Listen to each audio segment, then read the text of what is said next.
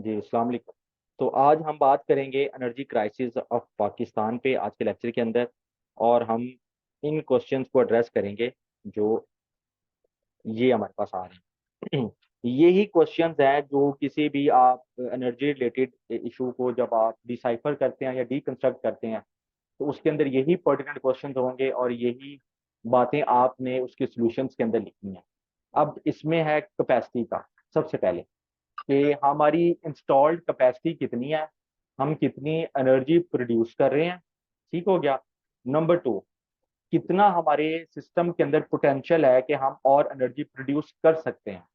हमारी एनवायरनमेंट के अंदर कितना है, हम हाइडल से कितनी और क्रिएट कर सकते हैं। हम इंडिपेंडेंट पावर जो प्रोड्यूसर्स हैं उनको कितना लगाया जा सकता है, कोल से आप कितना ले सकते हैं, न्यूक्लियर के लिए आपकी कितनी कैपेसिटी है जो और आप बढ़ा सकते हैं। तो हमारा पोटेंशियल कितना है एनर्जी का। और वापडा ने कुछ 300 प्लस साइट्स जो हैं वो हाइड्रो पावर प्रोजेक्ट्स के लिए आइडेंटिफाई की हुई हैं। और हाइड्रो पावर के अंदर पाकिस्तान के पास काफी ज्यादा पोटेंशियल है और ये एक रिन्यूएबल सोर्स है। लेकिन इसके लिए ऑब्वियसली एक लॉन्ग टर्म आपको प्लानिंग चाहिए होती है और इसके लिए आपको बहुत ज्यादा इन्वेस्टमेंट भी चाहिए होती है। और पाकिस्तान की करंट इकोनॉमिक और पॉलिटिकल सिचुएशन के अंदर वो थोड़ी सी उसमें इश्यूज आ रहे हैं। फिर टैरिफ स्ट्रक्चर क्या है। आप जो बिजली बना रहे हैं उसकी कॉस्ट ऑफ प्रोडक्शन प्लस आप कंज्यूमर को जो सेल कर रहे हैं पर यूनिट कॉस्ट और पर यूनिट आप कंज्यूमर से कितना चार्ज कर रहे हैं, क्या वो टैरिफ स्ट्रक्चर सस्टेनेबल है या नहीं है, उसमें क्या फ्लॉज हैं। ठीक है। ये सारे इश्यूज जो हैं ये टैरिफ स्ट्रक्चर के अंदर आ जाएंगे और ये एक बहुत इंपॉर्टेंट कंपोनेंट है टैरिफ स्ट्रक्चर जो है। ठीक हो गया। फिर आगे हम बात करते हैं ट्रांसमिशन और डिस्ट्रीब्यूशन की। क्या हमारा ट्रांसमिशन का निज़ाम अच्छा है, क्या हमारी डिस्ट्रीब्यूशन की कंपनियां अच्छी काम कर रही है, जिसको हम डिस्कोज कहते हैं। ठीक हो गया। और क्या ये डिस्ट्रीब्यूशन का जो हमने एक सिस्टम क्रिएट किया हुआ है क्या ये वर्केबल है, या इसके अंदर कुछ ब्यूरोक्रेटिक या दूसरी ऐसी हिंड्रेंसेज हैं जो कि इसको एफिशिएंटली काम करने से रोकती हैं। फिर सबसे इंपॉर्टेंट क्वेश्चन, हमारा एनर्जी मिक्स कैसा है। क्या उसके अंदर एक कोई ऐसी सोर्स तो नहीं है जिसका बहुत ज्यादा हमारी एनर्जी मिक्स के अंदर एक रोल है। उससे क्या होता है कि आप जितना ज्यादा एनर्जी मिक्स को डाइवर्सिफाई करते हैं तो उतना ज्यादा आप अपनी जो इंडिपेंडेंस होती है एनर्जी सेक्टर के अंदर वो क्रिएट कर लें। अगर फॉर एग्जांपल आपका अगर एनर्जी सोर्स जो होगा वो एलएनजी होगा और अगर इंटरनेशनल मार्केट में एलएनजी की प्राइसेस बढ़ जाए तो उसका डायरेक्ट इम्पैक्ट आपकी इकोनॉमी पे आएगा और आपकी डोमेस्टिक कंज्यूमर के ऊपर आएगा।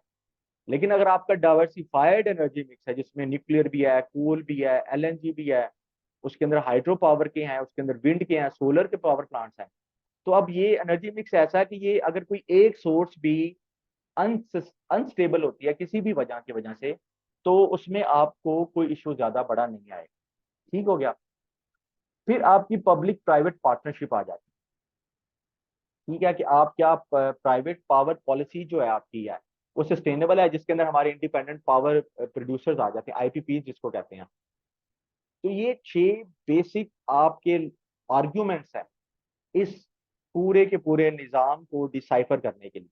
और यही 6 की इश्यूज को जब आप एड्रेस करेंगे तो आप पाकिस्तान की एनर्जी क्राइसिस से बाहर निकल आए। ठीक हो गया।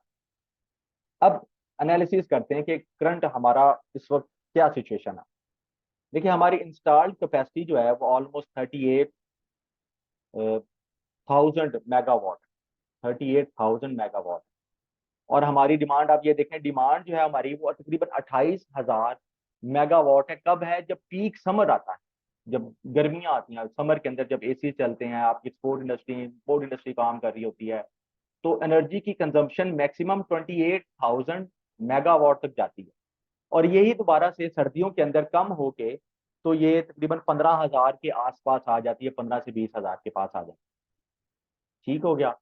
तो इसीलिए पिछली गवर्नमेंट ने एक बहुत अच्छा इनिशिएटिव दिया था कि उन्होंने विंटर के अंदर एक एनर्जी कंजम्पशन आपने इंक्रीज करनी है ना, क्योंकि पास आपके पास इंस्टॉल्ड कैपेसिटी बहुत ज्यादा है, तो उसके ऊपर आप कैपेसिटी पेमेंट कर रहे हैं। तो गवर्नमेंट ने कहा कि आप इलेक्ट्रिक हीटर्स यूज करें, तो उसके ऊपर उन्होंने सर्दियों के 3 महीनों के अंदर उसके रेट्स जो थे वो कम कर दिए एनर्जी के, ताकि कंजम्पशन को इंक्रीज किया जाए।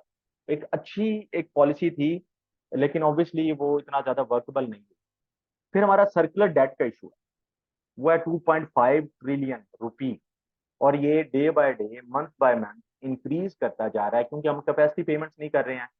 और अभी चाइनीज कंपनी, उनकी कोई ऑलमोस्ट $300 मिलियन की हमने पेमेंट करनी, तो जो अभी तक हम नहीं कर। फिर आप, ये बहुत अच्छा फिगर है और बहुत इंपॉर्टेंट फिगर है कि आपकी एवरेज कंजम्पशन कितनी है पर कैपिटा। तो ये बेसिकली पर ईयर के हिसाब से है कि ऑन एवरेज आपका एक पॉपुलेशन के अंदर एक इंसान जो आपका है वो 529 किलोवाट आवर यूज कर रहा है पूरे साल के अंदर। और आगे चल के जब हम इसको कंपेयर करेंगे बाकी मुल्कों के साथ, तो आपको आइडिया होगा कि इस पर कैपिटा एवरेज कंजम्पशन का कितना बड़ा रोल होता है आपकी इकोनॉमी को किक स्टार्ट करने के अंदर। ठीक हो गया। और फिर हमारी ये ट्रांसमिशन और डिस्ट्रीब्यूशन के लॉसेज हैं, जो कि एक बहुत बड़ी परसेंटेज है, ऑलमोस्ट 18 to 20% है। अब जब ये लॉसेज आते हैं तो ऑब्वियसली अब फिर आप इस इन लॉसेज को कवर करने के लिए आप दो काम करते हैं। या आप जो आप फ्यूल सरचार्ज वगैरह हम कुछ लगा रहे होते हैं ना, वो जो इंपोर्ट कर रहे होते हैं उसके हम हमारा क्वार्टरली एडजस्टमेंट हो जाते हैं। फिर आप इसको इनडायरेक्टली कंज्यूमर को पास करते हैं, या तो गवर्नमेंट सब्सिडी देगी इसके ऊपर, या फिर गवर्नमेंट लोड शेडिंग करेगी जो हमारे हमारे लॉसेज हो रहे हैं। तो या फिर गवर्नमेंट क्या होगी कि वो लॉसेज जो है वो कंज्यूमर को, जो कंज्यूमर ऑलरेडी आपको पे कर रहा है एक प्राइस, एक हेफ्टी प्राइस पे कर रहा है पर यूनिट की, उसको वो ट्रांसफर कर देंगे।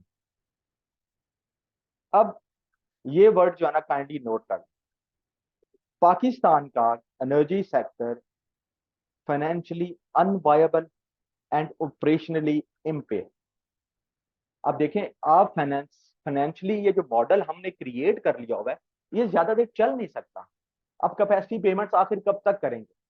और आपको मैं एक प्रिडिक्शन कर सकता हूं, मैं कोई इकोनॉमिस्ट नहीं हूं। पाकिस्तान जब 2025 से अगले साल आएंगे तो हम कैपेसिटी पेमेंट्स नहीं कर सकेंगे, क्योंकि वो बहुत ज्यादा बढ़ चुकी होंगी।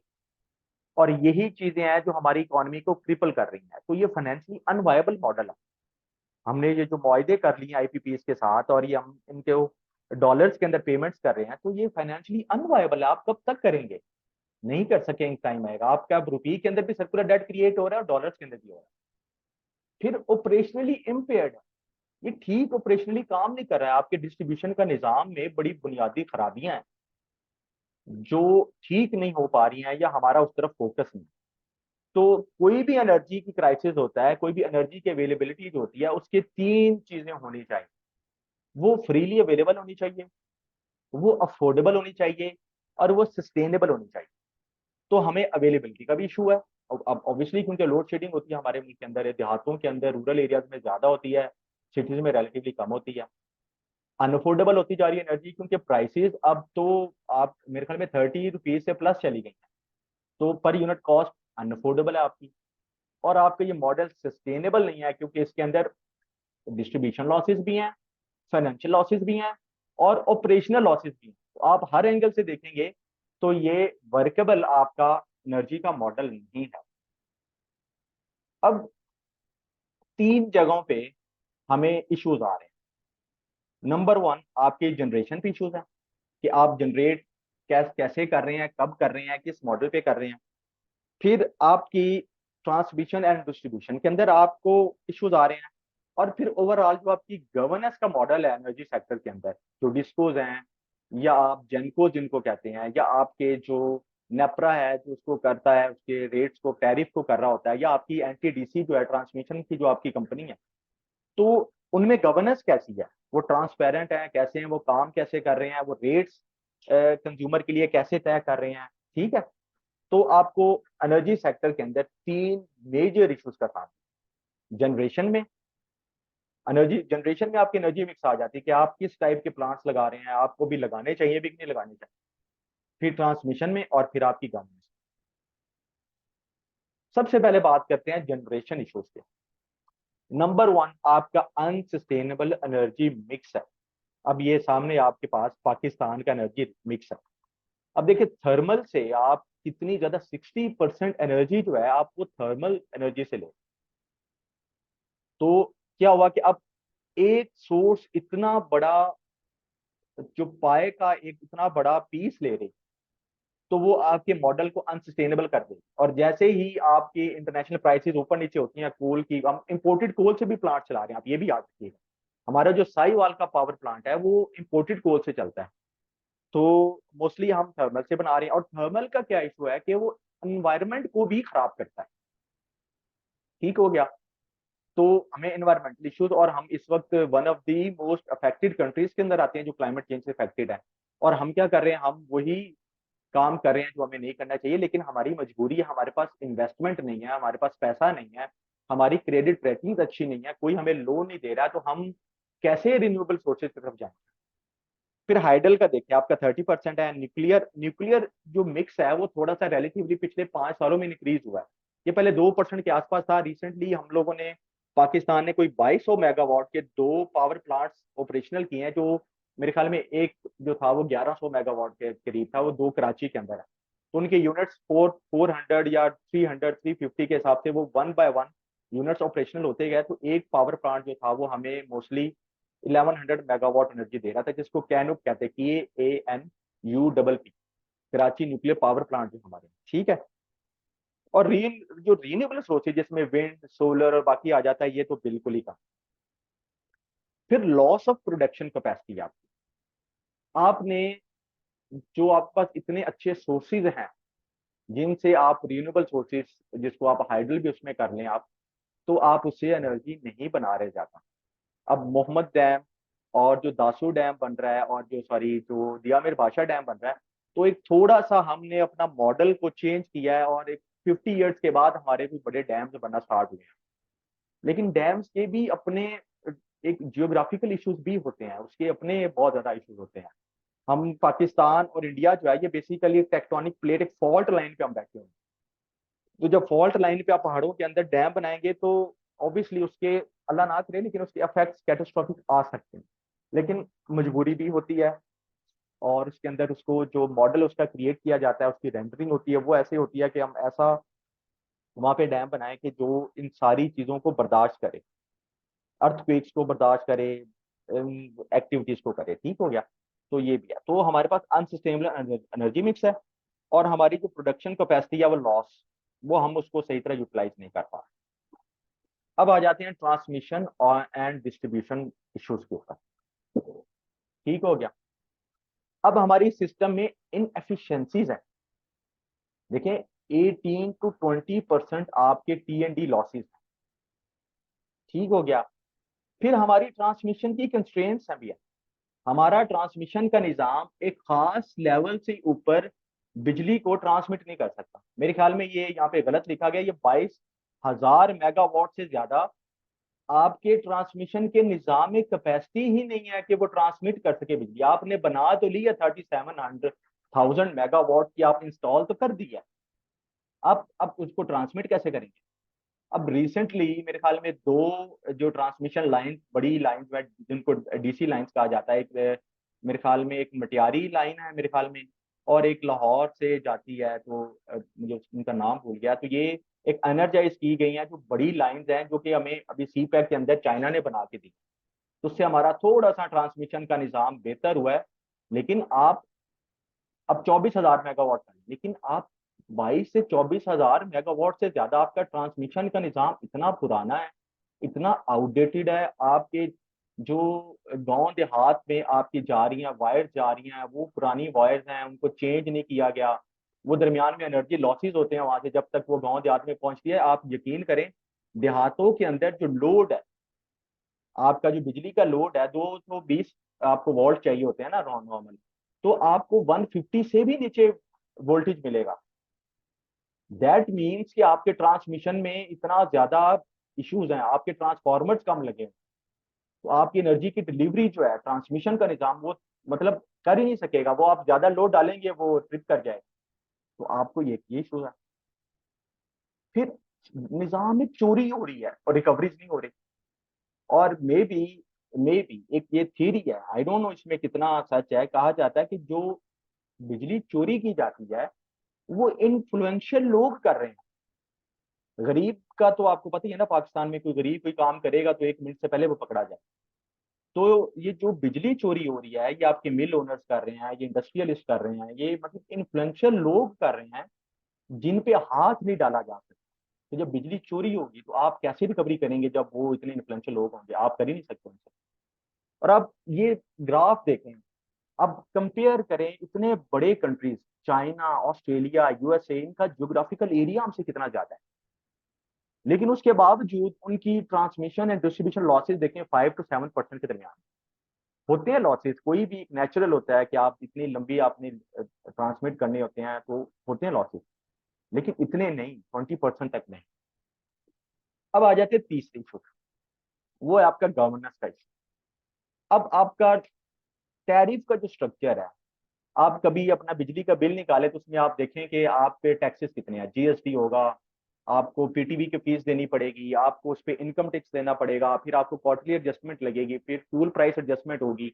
ठीक है, करते करते अगर आपका 5,000 बिजली का बिल है तो उसमें 2,500 रुपए कम अज कम ऐड हो जाएगा आपका टैक्सेस का, और आपका बिल हो जाएगा 7,500। फिर पर यूनिट जो आपकी एनर्जी की कॉस्ट है वो बहुत ज्यादा हो चुकी है, वो अनसस्टेनेबल है, वो लोग अफोर्ड नहीं कर पा रहे हैं, जिसकी वजह से रिकवरी का रेट कम हो गया। एक सबसे बड़ा आपका आजकल जो सर्कुलर डेट क्रिएट हो रहा है उसमें लोग पैसे बिजली के बिल टाइम पे जमा नहीं करवा पा रहे, और उसकी सबसे बड़ी मेन वजह है कि उनके लिए बिजली अनअफोर्डेबल होती जा रही है। उनकी जरूरत के लिए तो उनको चाहिए, गर्मी में आप बिजली के बगैर रह तो नहीं रह सकते, उनको चाहिए तो सही, लेकिन वो बिल जो आता है वो पे करने की सकत नहीं है लोअर मिडिल क्लास के अंदर, तो जिसकी वजह से आपकी बिल्स की रिकवरी भी कम हो गई, जिसकी वजह से अगेन फिर आपका सर्कुलर डेट बढ़ना शुरू होगा। फिर आपकी जो प्राइवेट सेक्टर की इन्वेस्टमेंट पॉलिसी है, टेक और पे पॉलिसी, ये आपकी जो है वो बिल्कुल गलत है। आपने क्या किया है, आपने उनको लगवा दिए, उनसे आपने पावर प्लांट्स लगवा दिए। अब लेकिन अब वो पावर प्लांट्स तो चल रहे हैं, वो कहते हैं जी आप हमसे पैसे दें और बिजली ले लें, टेक टेक और पे जो पॉलिसी आपकी, तो ये पॉलिसी आपकी ठीक नहीं। ये टेक और पे पॉलिसी सॉरी होनी चाहिए थी। हम लोग क्या कर रहे हैं कि उन्होंने अपनी बिजली का उन्होंने कहा है कि हमारे ये 300 मेगावाट का पावर प्लांट, तो आप खरीदे या ना खरीदें आपने हमें पैसे दे, तो हमें टेक और पे आना चाहिए। टेक और पे पॉलिसी के जो जितनी बिजली हम यूज करेंगे उतनी बिजली के पैसे हम उस पावर प्लांट के प्रोड्यूसर्स को देंगे।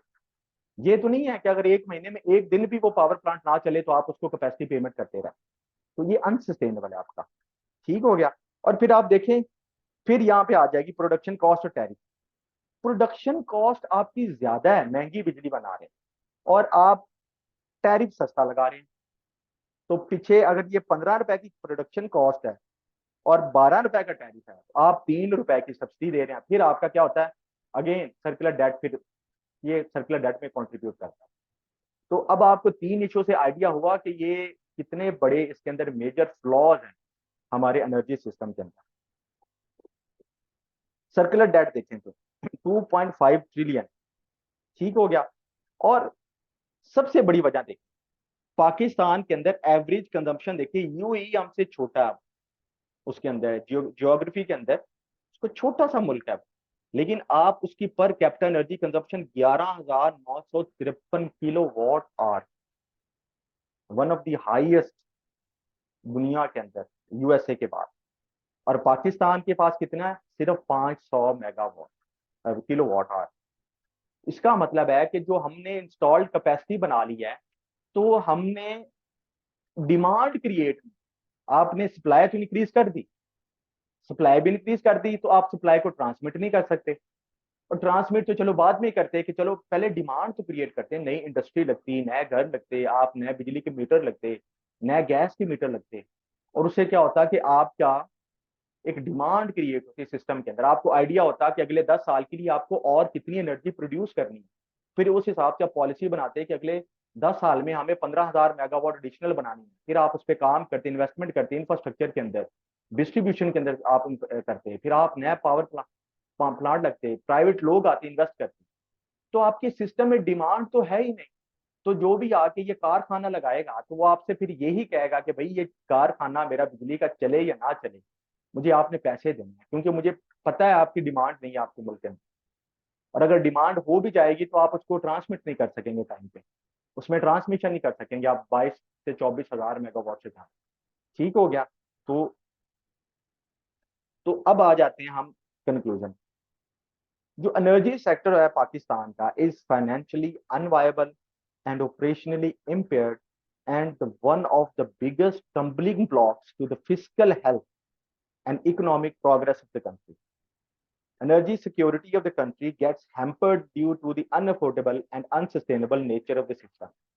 ये देखिए आपको फ्री में देखें, ये आपकी बनी बनाई आपको एनर्जी सेक्टर पे आ जाए ना, तो ये आपको थीसिस स्टेटमेंट है आपकी, सीधी सीधी इतनी बेहतरीन लाइंस ये लिखी हुई हैं। आप एक दरिया को कूजे में बंद कर दिया, आपको सारा जितना इशू है देखे ना।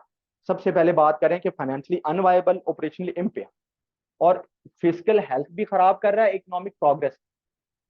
ठीक है, तो आप देखिए कितनी खूबसूरत दो तीन लाइनों के अंदर आपके पूरा का पूरा ऐसी होती है थीसिस स्टेटमेंट, जिसमें आप क्या करते हैं कि अपने पूरे ऐसे को, पूरे टॉपिक को आप कंक्लूड कर देते हैं कुछ लाइनों में, जिसको पढ़ते साथ ही कोई भी बंदा ये समझ जाए कि इस पेपर के बुनियाद, इस ऐसे की बुनियाद या इस क्वेश्चन की बुनियाद में जो जवाब बंदा दे रहा है वो इन लाइंस की तरह। अब वे फॉरवर्ड, आपने रेक्टिफाई करना है अपना एनर्जी मिक्स। सबसे पहले आपके जो इंपोर्टेड सोर्सेस ऑफ एनर्जी हैं उनसे जान छुड़वाएं, इंडिजिनाइजेशन करें एनर्जी की, अपने अपने सोर्सेज के ऊपर रिलाय करें। और उसके अंदर आप किधर जाएं, हाइडल में आपके बहुत ज्यादा सोर्सेज हैं, विंड के लिए आपके पास बहुत ज्यादा कैपेसिटी मौजूद है, और सोलर के लिए आपका साउथ पंजाब, आपका सिंध, आपका बलोचिस्तान में आप सोलर के देखें। बलोचिस्तान तो बंजर जमीन है, उसके ऊपर आप पूरे बलोचिस्तान के ऊपर सोलर पैनल लगाए जा सकते हैं, और वो आपको इतनी ज्यादा वो करेंगे, आपके लिए एनर्जी प्रोड्यूस करें। ठीक हो गया, तो आपने एनर्जी मिक्स को ठीक करना है। फिर आपने डिस्ट्रीब्यूशन सिस्टम को ठीक करना है, प्राइवेट सेक्टर की इन्वेस्टमेंट करवाएं, और डिस्ट्रीब्यूशन कंपनीज को और छोटा करें। अब जो फेस्को है देखें, फैसलाबाद इलेक्ट्रिक सप्लाई कंपनी, ये फैसलाबाद डिवीजन को देती है, और फैसलाबाद डिवीजन के अलावा ये सरगोदा को भी एनर्जी यही सप्लाई कर रही है, और ये खुशाब को भी यही कर रही है, मियाँ वाली को भी यही कर रही है। तो इतना बड़ा डिस्ट्रीब्यूशन का निजाम है फेस्को का, तो ऑब्वियसली इश्यूज आएंगे ना आपको। तो आप इन डिस्कोस को और छोटा करें, आप इनकी डिस्ट्रीब्यूशन के छोटे छोटे कॉरिडोर क्रिएट करें, ताकि आपकी रिकवरी बेहतर हो, आपकी मॉनिटरिंग जो होगी वो बेहतर हो जाएगी, आपके लिए इतनी आसानियां पैदा हो जाएंगी। एक इतना बड़े एरिया को करना बहुत मुश्किल हो जाता है। फिर rationalising the private power contract, ये जो बताया ना आपके जो वो हैं कॉन्ट्रैक्ट, सॉरी, जो कैपेसिटी पेमेंट्स की आपकी पेमेंट्स हैं, उनको आपको खत्म करना पड़ेगा, आपको उसको ठीक करना पड़ेगा, टेक और पे पॉलिसी पे लेके आना पड़ेगा। फिर आपने थेफ्ट एंड टैरिफ रैशनलाइजेशन करनी है। कैसे? इस चीज को डिवॉल्व करें लोकल गवर्नमेंट के लेवल पे, लोकल गवर्नमेंट खड़ा करें। गांव देहात के काउंसलर्स को पता होता है कौन सा घर कौन से इलाके में बिजली चोरी कौन कर रहा है, तो जब ये उनके हाथ में ये चीज दे देंगे तो आप देखेंगे कि फौरन से आपको एटलीस्ट 5 to 6% का जो चोरी का एक प्लग है ना वो लग जाएगा फौरन से, और आपकी चोरी कम हो जाएगी फौरन से। और बाकी फिर आप आगे आगे उसको मजीद इंप्रूव कर सकते हैं। फिर आप नेशनल कंसेंसस क्रिएट करें, क्योंकि एनर्जी सिक्योरिटी एक इकोनॉमी के लिए, आपकी नेशनल सिक्योरिटी के लिए बहुत इंपॉर्टेंट। आपकी इंडस्ट्री चलनी है, आपको पूरे कारोबार चलने हैं, आपने इसके ऊपर अपनी गवर्नमेंट की मशीनरी चलानी है। तो energy security is one of the most important national interest का पार्ट। ठीक है, और आप इंटीग्रेटेड पावर प्लानिंग करें, आप सिर्फ एक सेक्टर को पकड़ के इसके ऊपर पॉलिसी ना बनाएं, आप हर चीज को एक वाइडर व्यू से अपना होराइजन को बड़ा करके तो एक इंटीग्रेटेड पॉलिसी बनाएं, जो फीडबैक लूप उनके एक दूसरे के अंदर, एक दूसरे के साथ। एक अगर आप एनर्जी सेक्टर की ऐसी पॉलिसी बनाएं कि उससे प्राइवेट इन्वेस्टमेंट भी आए, आपकी इकोनॉमिक ग्रोथ भी हो, आपकी फिजिकल हेल्थ भी इंप्रूव करे। ठीक हो गया, ये इसके लिए सोर्सेज यूज किए गए हैं।